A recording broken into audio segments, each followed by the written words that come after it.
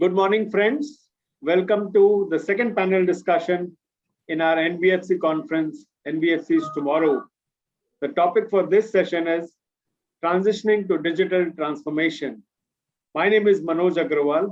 I'm the group editor at Banking Frontiers, and we have 4 panelists with us and 1 moderator.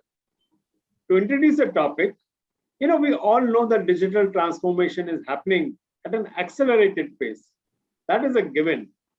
What is really interesting is that trust in digital transformation has grown multifold. I would not be surprised today if more people trust digital than they trust the COVID vaccine. That is the kind of scenario we are in today. The only explanation I can think of is that digital must have something magical about it. And I do hope that our panelists will uncover this magic. Over to you, Sushil, to explore this digital magic kingdom of data, of analytics, of automation, of apps, of containers, and of course, the people who create this magic. All the best, Suresh, and all the best, panelists. Thank you, Manoj. But I'll begin by welcoming you all. A very good morning. My name is Sushil Zaregaonkar. I lead the Digital and Technology Transformation Practice at EY India. And I would like to thank the Banking Frontiers team for arranging this NBFC conference and really giving me an opportunity to moderate this panel, which I believe is a representation from one of the leading NBFCs in India. And I believe this is the second panel of the day. And the topic, as Manoj said, is transitioning into the digital transformation from an NBFC standpoint. Now, before we begin the panel, I would like to welcome the panel members once again and request them to introduce very quickly, and then we can get started. We can start with Mridul. Hi, Sushil. Good morning. Thanks for that. And, to introduce myself, my name is Mridul Sharma. In this avatar of mine, it's been around 2 years, and moved on from the banking career onto a grounds up NBFC venture with the Kirloskar Group. So our NBFC is called Arka Fincorp. It's a 100% subsidiary of Kirloskar Oil Engines, and we have successfully completed 2 years of our operation. So far, so good. No casualties, and we touched around 1,500 crore on the balance sheet. So look forward, and from a digital standpoint, because since I have seen technology operations at scale on the bank side, one thing was very clear to me, that when we are building something in today's time, we'll make sure it is built on today's technology and today's architecture. That's right. You're 100% cloud, 100% digital, zero server organization, very lean footprint. And I think the key objectives that we are trying to fulfill in today's time is that how do we impact client experience while trying to manage our operating costs within the shrunken margins that the industry will continue to face. Good morning all. Thank you, Sushil. My name is Vitthal. I manage technology for Profectus Capital. We are a SME focused NBFC, again a new age NBFC. Started our operation 3 years back. We are backed by UKP called Actis, right? And like brother was saying, right, being a new age NBFC, we had benefit of basically not repeating the mistakes what typically large organization, I wouldn't call mistakes, but typically because of the legacy, whatever challenges the large organization faced, right? We basically didn't have the started fresh. So cloud, data, digital experience, all that with the lean kind of cost model, right? So I would be happy to share my experience on this. Thank you. Yeah, thanks, Sushil. Good morning, everyone. I am Sanjay Sharma. I'm co-founder and Chief Operations Officer at APAC Financial Services. We are again a new age financial services company, 3 years old. And same principles, I think, what Mridul and Vitthal shared. Being from a banking background where you spend a lot of money and big teams, sort of realized soon that you need to have a very lean structure and lean technology investment because that's the way the new age financial services company can survive. So same principle, mobile first, cloud first, and how do you automate everything which is possible. So looking forward to a good panel discussion. Thank you, Sushil. Hi, happy morning. Thank you, Sushil. Thank you, Banking Frontier, and thank you, my co-panelist. Myself, Balaji. I head the digital practice and information practice for Orient Retail Finance.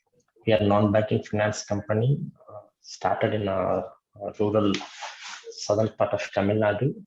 So in this 6 years journey, we expanded ourselves to entire South India, and we do have a presence of almost 100 plus branches, having workforce of 1,800 employees. So we are a niche, traditionally digital player, where we provide two-wheeler loans and a top-up loan for the two-wheeler cash loan. And then we also started with the loan against property. These are some of the product. We externally use our digital footprint to expand ourselves. So in the discussions, we will touch base and we will try to collaborate each other. Thank you very much for the opportunity. Thank you. My name is Vishal. I am the IT head for NetAFIM Agricultural Financing Agency, shortly called as NAFA. So people generally call it as NAFA. So we are majorly into providing finance to agricultural sector, especially we specialize in drip irrigation systems. So that's what we provide financing to. Yes, like Mr. Vitthal said, we really wanted to focus on having a cloud environment. So when I joined, it's been about 2 years that I've joined the organization. My first goal was to getting the organization on the cloud, getting everything digitized. So we are also right now, I can say that we are completely on 100% on cloud right now. That's the journey that it requires a good foundation. So we've been working strongly on foundation. So that's what we are all about. Thank you very much, Vishal, for that introduction. I will quickly get started. I think one of the exciting part of this panel is we've got a wide spectrum from a product line perspective and also the customer segment. So I think that will really help us have a good insight for discussion. Just before we begin into the discussion topic, I'd just like to set the context. I believe digital transformation is probably the most talked about subject, and I think it's probably something that is keeping us very, very busy, especially in the last 12 months or so.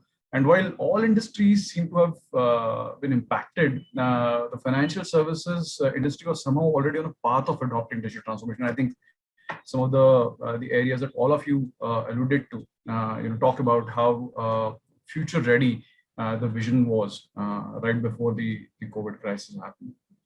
But I believe there's also significant acceleration in the last 12 months. Broadly, the NBFC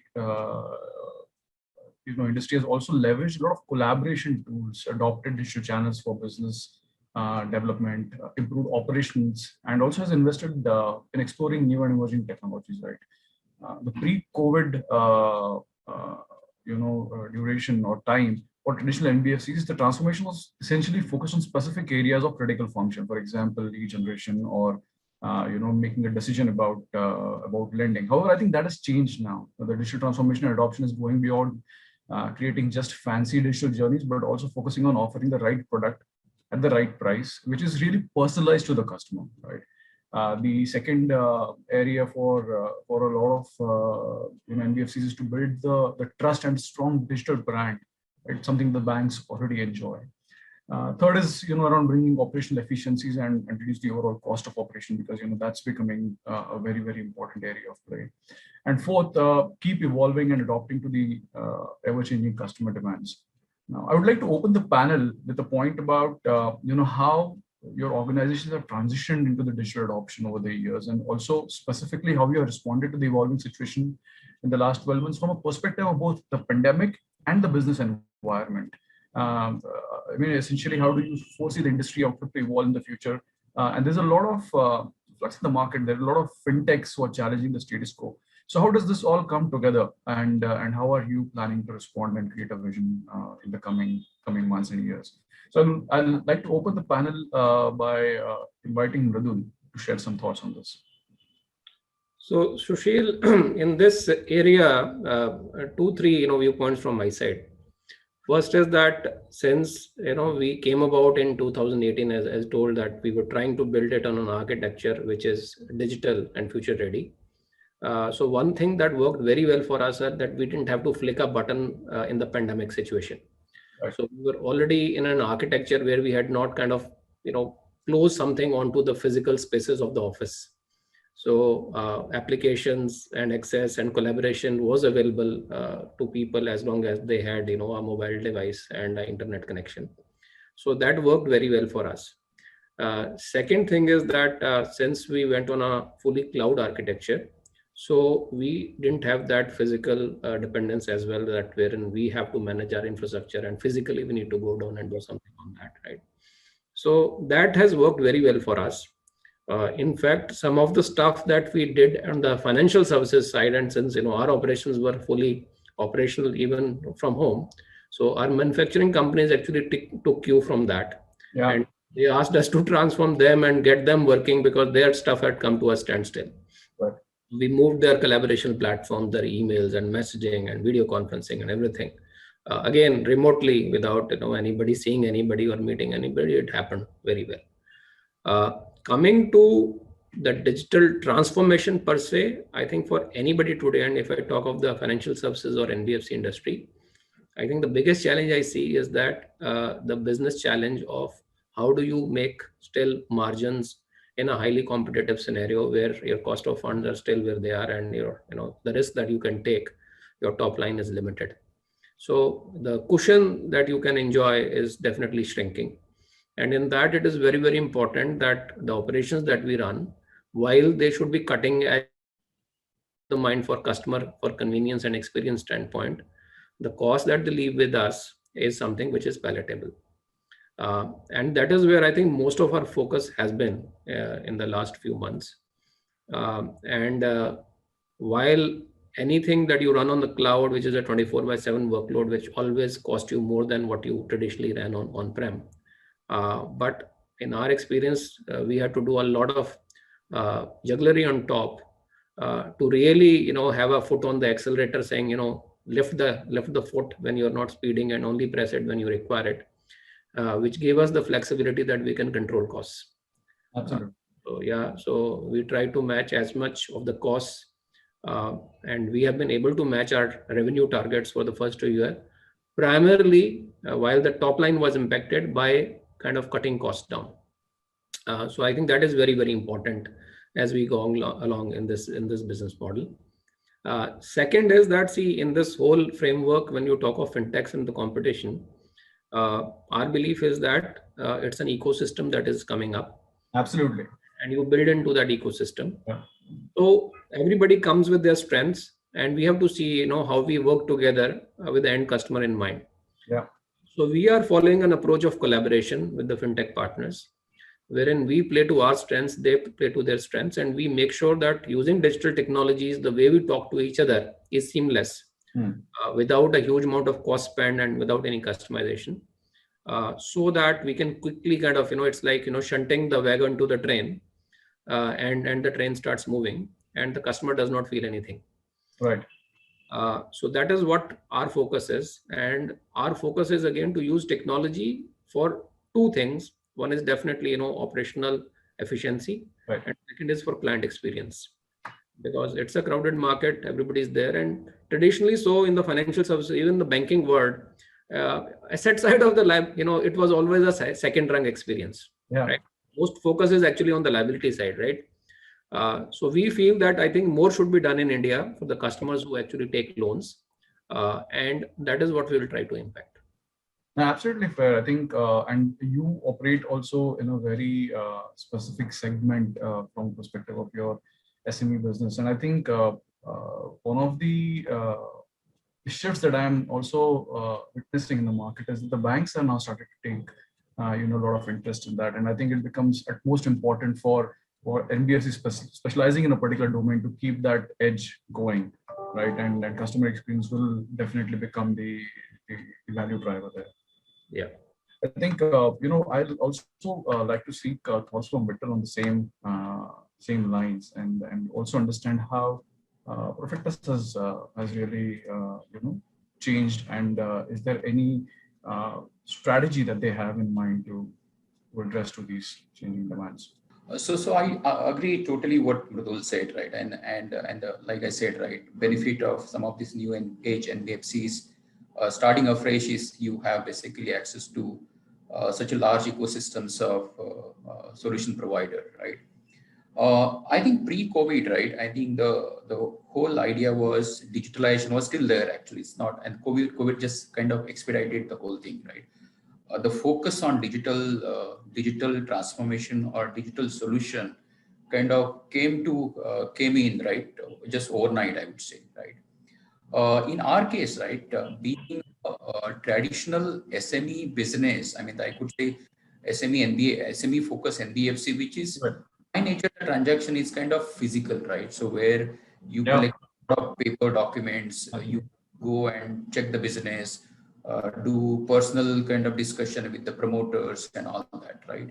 So the focus on some of these things, activities, right, to make them digital, and this is both side actually. Customer also actually kind of understood that, right, after the pandemic, that the physical things cannot happen, right? And that whole thing came in over last 1.5 years. Obviously, being a new age NBFC, we had that focus where can we do the agreements digitally, right? Can we do video PDs? Absolutely. Discussion. All that was there, right? And the whole ecosystem on the whole, the SaaS, software as a service, fintech ecosystem, so much matured in India, right? I mean, you don't need to reinvent the wheel, right? You know the acronyms like a BPM, CRM, data warehouse, ERP, all those where the traditionally people have crores of rupees is no longer there, right? I mean, anyone can actually start the business with very low technology footprint, right? And COVID just has expedited the whole thing, right? The democratization of the technology has happened. The key is actually how to identify that solution which can mitigate your risk. I mean, whether the provider is going to survive, or how exactly that technology solution fits into your core platform by doing the open APIs kind of architecture, right? Those were the things, and right from the day one, I think we were focusing on that. So in all, actually, COVID did not really impact us from a business continuity, business transaction per se. It helped our digital journey, right. And I think I believe it's true for most of the businesses, the financial services businesses, Absolutely, I think that's a very valid point. In fact, that really brings me to a question that I want to ask Sanjay, because Sanjay, you work in your NBFC focuses on a particular product segment, and a particular customer segment, which probably traditionally would need a face-to-face interaction, a physical interaction. How has this impacted, and how have you really adopted the required changes here? Yeah, so sort of you rightly said. So let me sort of set some context. So, what happened was that the moment COVID came and the whole BCP which got invoked, I think the first discussion was how do you sort of ensure that the operations, the business model continue from the remote model. And as Vitthal was saying, traditionally NBFCs, and depending on, like, we focus on MSME where the loan ticket size is very small, customer is not so much tech savvy. So you need to sort of think about how do you sort of manage that. And because you service that sort of customer segment, even your employees would be used to of that environment. So I think the first challenge for us was that how do you sort of ensure that people get adopted to this whole new wave.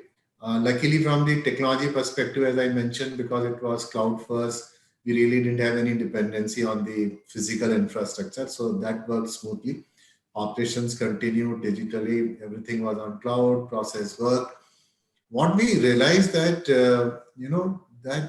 and this is something different which I tried here compared to a bank, is that I need a product right from the customer's side to my backend, which is sort of tuned to MSME segment requirement. Right? And as you were trying to say that, this segment is sort of paper driven. Yeah. So we sort of created a small team, some young interns and 1 year sort of people who came to us. and we created our own sort of mobile app and the LOS, end to end to do this transaction. So we've sort of created our own app, which starts from RO, which is the relationship officer, who sources all the data, captures everything on the mobile app.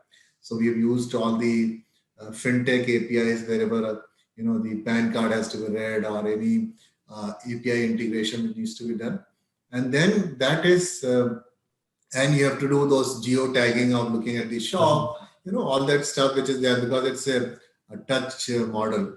And then the credit officer goes there, does similar exercise, does a PD. Now, personal discussion, instead of doing it on a piece of paper, he will do it on mobile by predefined templates. So, for example, he's talking to dairy customer. So these mobile will throw, these are the questions you need to ask. And so this whole process got customized end to end. So instead of paper moving from the branch to the corporate office, how do you do the disbursement completely digitally? So this whole opportunity we took in converting the whole process, which was traditionally was paper based, to a digital model. So this has been very successful.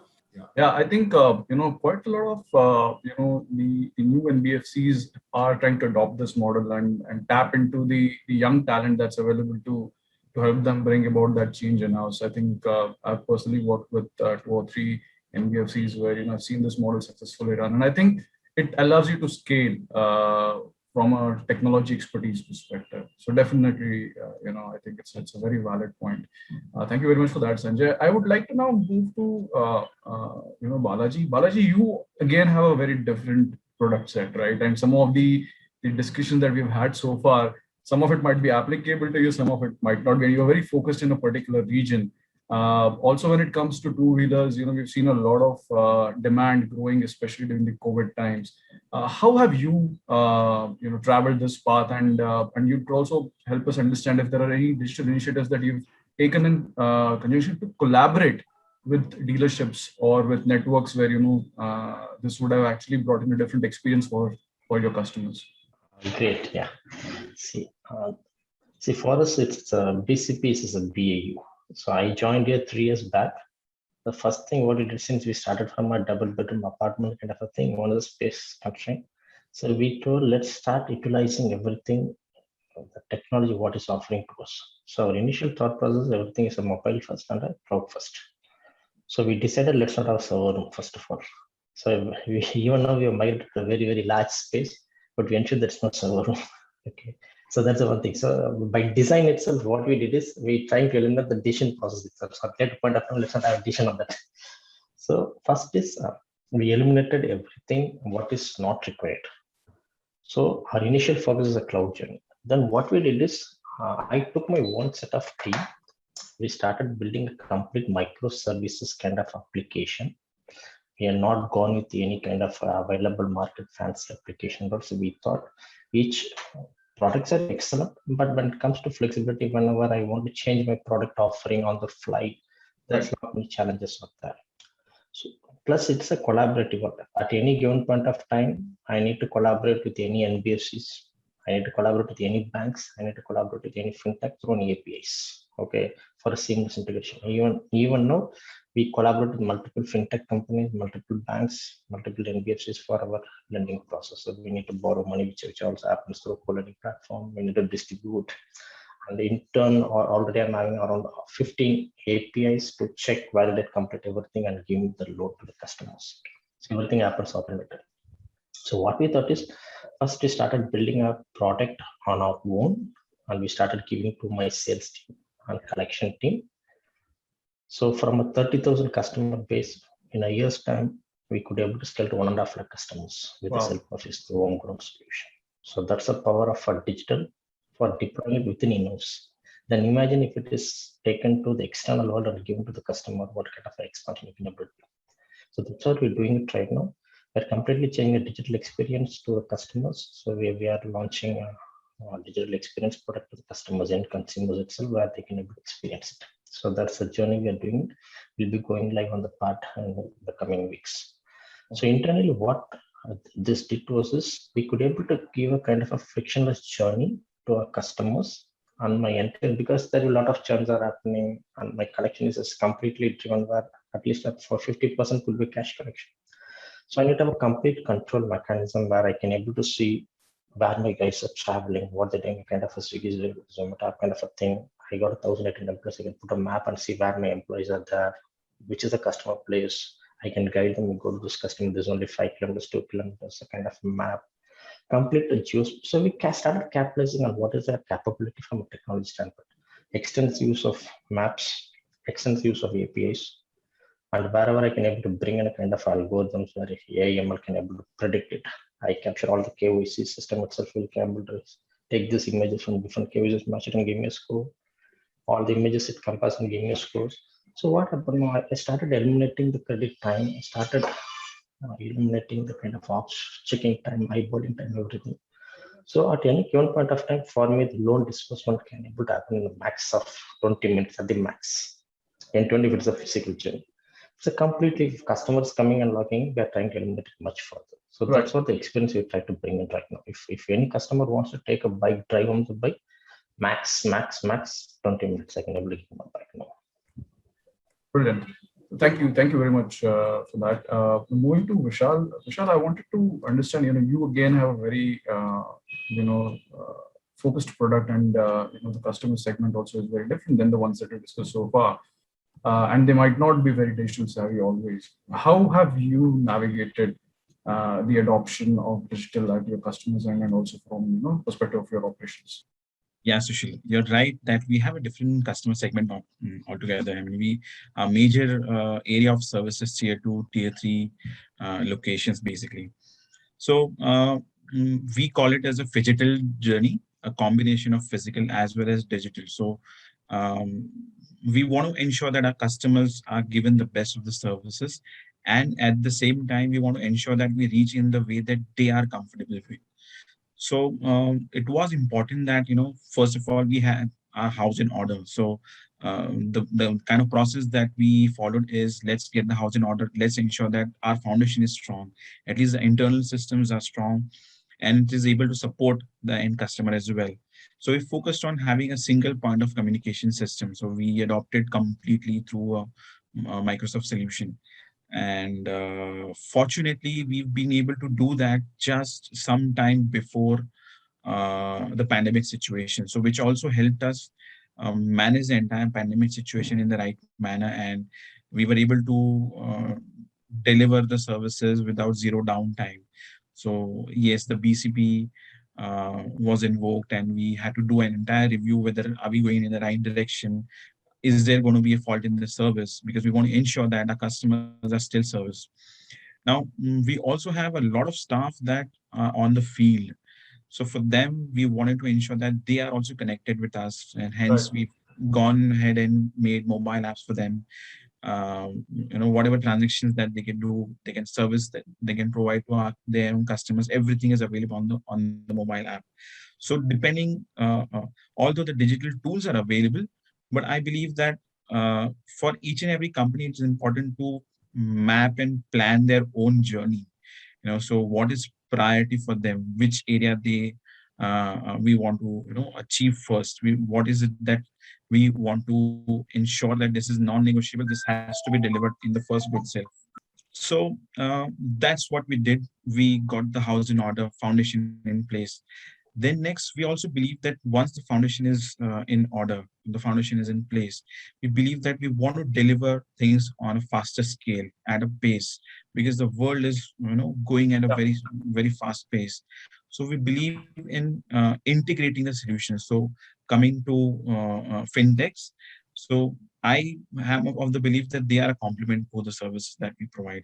So we have done tie-ups with the companies, fintechs, and integrated their solutions with our product that we've made as an in-house product.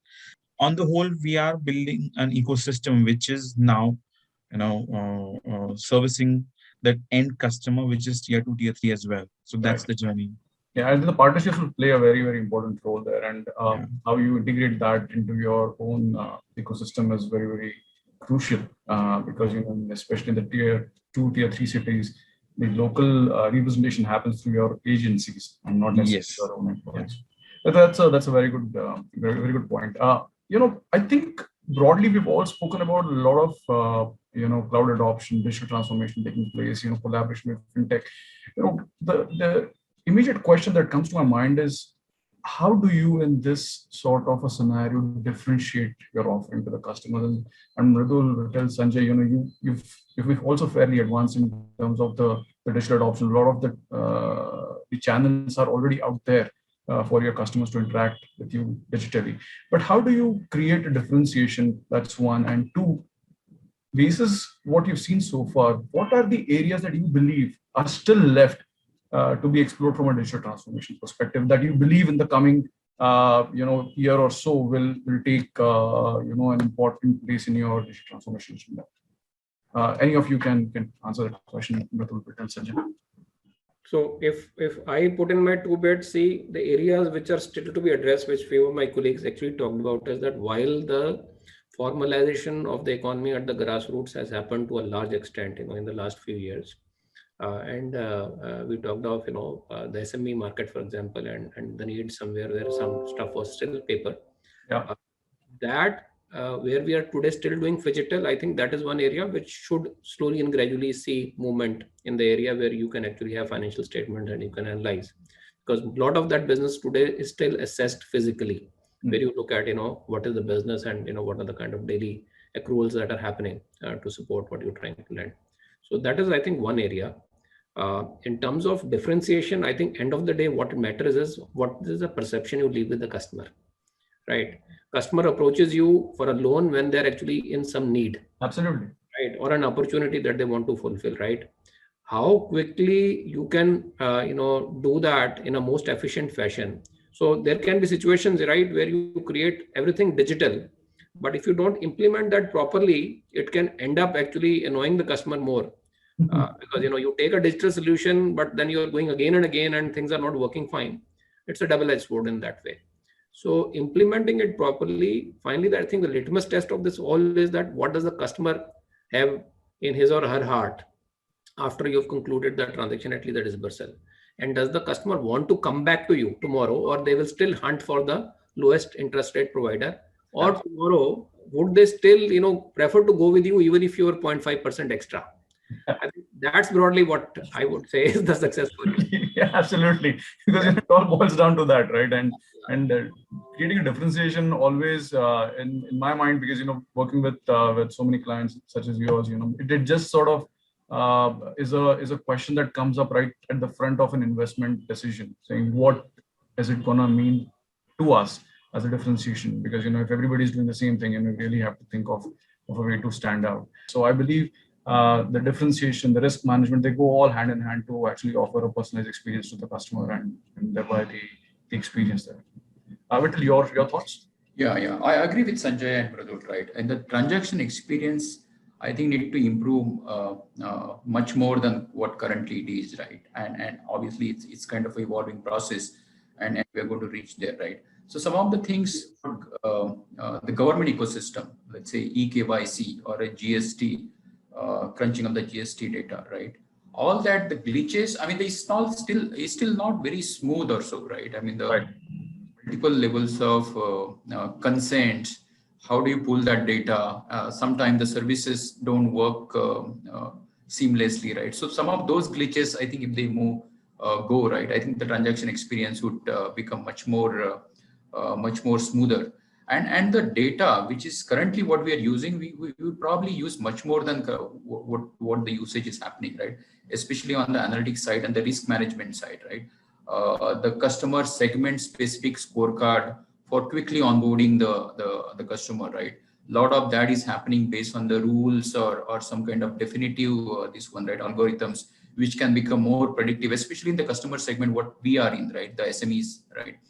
The other thing is whole fraud prevention. We could do much better using data, right? And we are there in that direction actually. And the whole early warning signals, right? What Sanjay was talking about, right? The usage of data, I think, is going to become more and more important. Way we use the data, using, I think, very kind of predictive kind of modeling, right? Which I think many people though claim, I think they are not really using that, right? I mean, there's a lot of rule-based thing happening, but I think that's going to be a key differentiator going forward. Yeah. Yeah, I think we also observe a lot of times, there's this term digital wastage, which has been used very often these days. A lot of times, I believe, we end up focusing on creating something that already exists in some or the other way, and rather than just reusing that, we end up creating something from scratch, and that sort of adds to the whole cost pressures also, and I think it stifles the entire innovation journey by itself. Moving to Balaji and Vishal, I think I wanted to ask the same question differently to you, because both of you have a slightly different approach to the market. What does differentiation mean to you? Because again, Balaji, in southern India, there are a lot of specific NBFCs focused on the same product set. How is it that you are differentiating your offering? You've obviously grown significantly in the last 1 year. Is there something that you've done differently to address that? I mean, the differentiation part. Yeah, thank you. As rightly told, the product which you're offering, say every single bank does it. Most of the NBFCs is certainly like extremely competitive, and I wouldn't say like we are at par with the interest rate. Certainly, we are not at par with those interest rate, because end of the day we need to borrow money from them. Okay, but where do we differentiate ourselves is in terms of customer experience journey. Okay, unified experience journey. So it might be when my executives interact with them, or any call center team interact, or from a digital platform they interact. So we ensure that's a unified customer experience they're facing. That's point number one. Then it's like most of the customers, what we do is we majorly operate in tier 2, tier 3 towns as of now, and majority are all first-time borrowers. Okay, so we need to inculcate the importance of paying their EMIs on time. What is the benefit of it? So all that. So what we have done is, in the recent 2 years time, we started creating a lot of training videos. So we are kind of early adopters on UPI payments. Like 1.5 years back, we've gone on like we started creating a lot of videos where our customer can pay through Paytm, through Google Pay, through whatever the platform it is. So we started flashing to those customers, maybe through WhatsApp or with the help of any other platform. So we started telling how to do a payment month on month regularly and how to make it easy. Okay, even if it's a cash customer, we try to bring them through digital platform more and more, because we can't keep expanding our collection team. So we are fairly successful in that kind of engagement where customer appreciates that. Secondly, if customer has finished his loan, we also go back to them and tell if you need a top-up loan. And we are the player where we don't want customer to come and ask me NOC. We go back to the customer immediately when the loan is finished. Your invoice is ready, please come and get automated message, call, everything. So it creates a lot of noise into this market. Fine, wow, our NBFC or a bank, without we approaching NOC, they so like whatever we need to do it after loan completion, we go back to them. We don't want them to come back to us. That's point number one. Second is, my product is also fairly dependent on kind of a dealer engagement also. So what we do is we are given a dealer portal where dealer can log in and check what is the status of our application, at what journey it is, what stage it is. So we have opened up the transparency mechanism, because most of the time, whatever the dealer need to depend on the executive sitting there. Now we have opened that barrier. Every single dealer can able to log into my system and see whether I've done a payment or not, or where it is, for what reason it is pending. So the transparency has really helped us, which along with other partners, my guys can also be placed there. So that is another point with the kind of ecosystem. And when it comes to customer, we try to interact more with the kind of what is this need.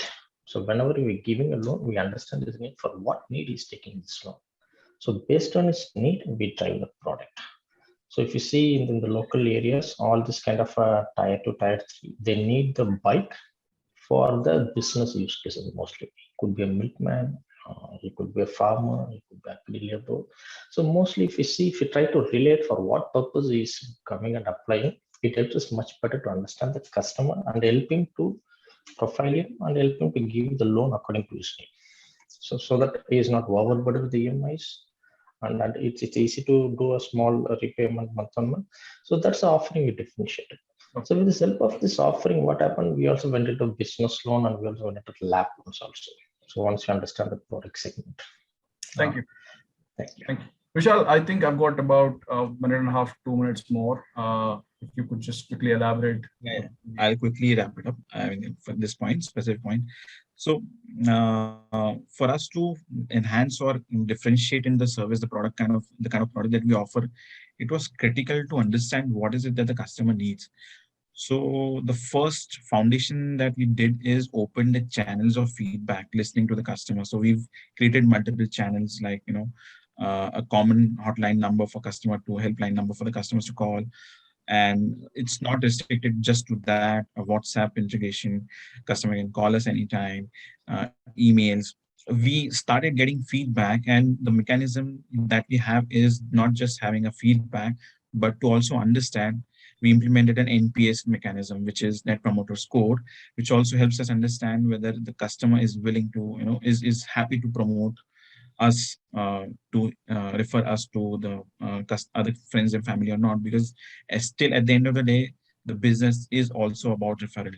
So that's what we did. And that's how we, basis it, we also implemented a BI tool, which helps us understand the feedback and the customer churns as well.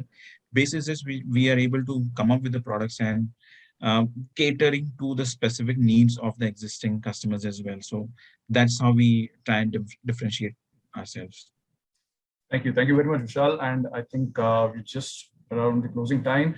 I'd like to thank all the panel members for a wonderful discussion. And Manoj, over to you for the closing remarks. Thank you, Sushil. That was a wonderful panel discussion. I was observing and taking some notes. The first part focused more on what the organizations did internally. The second part focused on what the organizations did externally, largely speaking. So I think we got a 360-degree coverage. And given the variety of organizations here, personal loans, agricultural loans, SME loans, new companies, existing companies, I think pretty much the whole landscape has been covered. So been a fantastic journey. Thank you all very much for those wonderful insights. It's actually amazing that all this was put together in one place. It's available in bits and pieces all over the place. But people who are watching this live and people who will watch this video later on, they'll really appreciate this comprehensive view. So fantastic discussion. Thank you all. You all did a good job. All the best. Thank you. Thank you. Thank you, Sushil. Thank you. Thank you, Mridul, Vishal, Sanjay. Thank you, guys. Take care.